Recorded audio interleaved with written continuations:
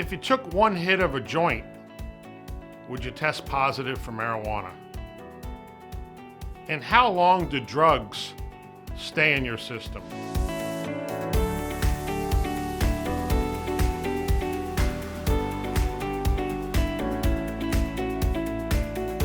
I'm Joe Reilly, President of National Drug Screening.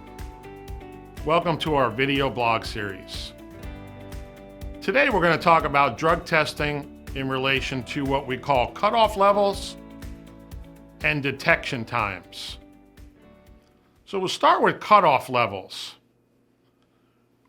When we get a urine specimen or a hair specimen for a drug test, at the laboratory they're testing for the metabolites of the various drugs. The metabolite of the drug is what the drug broke down into your body as you smoked it or injected or swallowed it, and the metabolites form in your urine or in your hair. And at the laboratories they have cutoff levels. And so if the level of the metabolite in your specimen is above a certain number, that's a positive. If the level of the metabolite is below a certain number, that's a negative. Now there's various cutoff levels for the various drugs. And the reason there's cutoff levels is to give every benefit of the doubt to the person being drug tested. And cutoff levels rule out things like secondhand smoke. They can also rule out things like over-the-counter medications. So at the laboratory, if you're above the standard cutoff level, you're positive. And these cutoff levels are set by the federal government, Division of Workplace Programs, or SAMHSA, Substance Abuse Mental Health Services Administration, and some of the cutoff levels are as follows. For marijuana, it's 50 nanograms per milliliter on a screening test.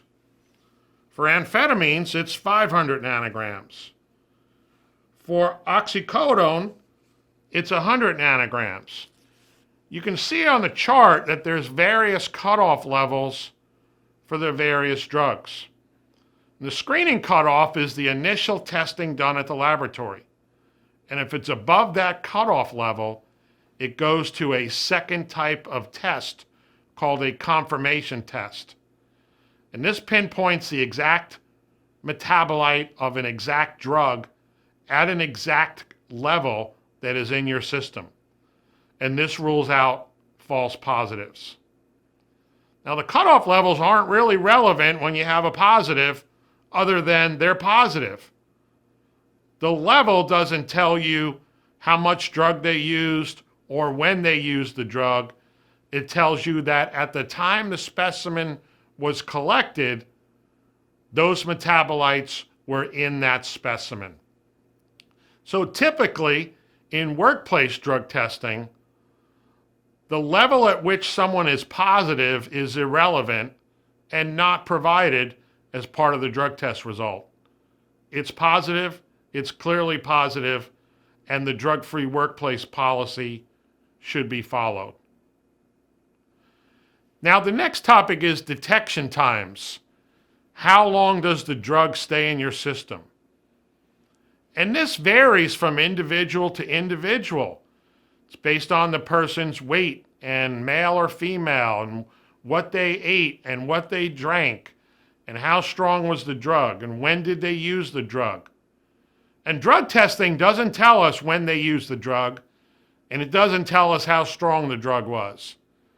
It does tell us that at the time the specimen was collected, the metabolite of that drug was in their system. So the detection times for the various drugs are typically 1 to 2, maybe 3 to 4 days. You can see on the chart some of the detection times for the various drugs that we're testing for. You can see that marijuana is from 2 hours typically up to 3 or 4 days. But someone that's been smoking for a very long time, every day, those metabolites are in their system, they're in their fat cells, and for that person, marijuana could be up to 40 days. Cocaine, 2 to 3 days. Barbiturates, up to 10 days. And you see for the various drugs, there are different detection times.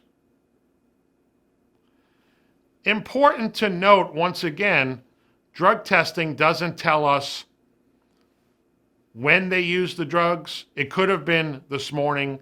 It could have been 3 days ago. A hair test can go back up to 90 days. The detection times I showed you were for a urine test. We can also do oral fluid drug testing, which will have shorter detection times of 1 to 2 days maximum. So oral fluid is a good specimen for a test for post-accident or for reasonable suspicion where we're trying to determine very recent drug use. A urine or a hair test is a good drug test for pre-employment or random drug testing. Work with a professional drug testing provider, sometimes called a TPA, and they'll help you understand detection times and cutoff levels. You can learn more about drug testing at National Drug Screening's website. We have a great blog. We have great videos like this video.